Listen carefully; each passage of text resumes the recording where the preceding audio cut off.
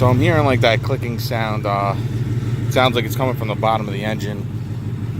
It's only on the passenger side. I don't hear it on the driver's side of the car. The car sat for a few hours.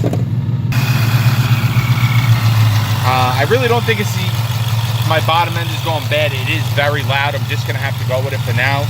I'm not gonna bring the car back to the dealership to get looked at, only because I do not feel like taking the supercharger off the car right now.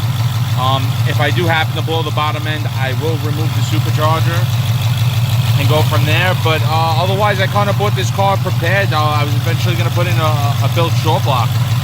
I'm not gonna do head work anytime soon, but I would definitely, without a doubt, put in a built short block if I have to. So I'm just gonna keep pushing the car for now, see where it goes. Hopefully it's not the bottom end. Hopefully it's just this really noisy injectors and just engine noise in general. But just wanted to make a short clip. Thank you for watching. Please subscribe.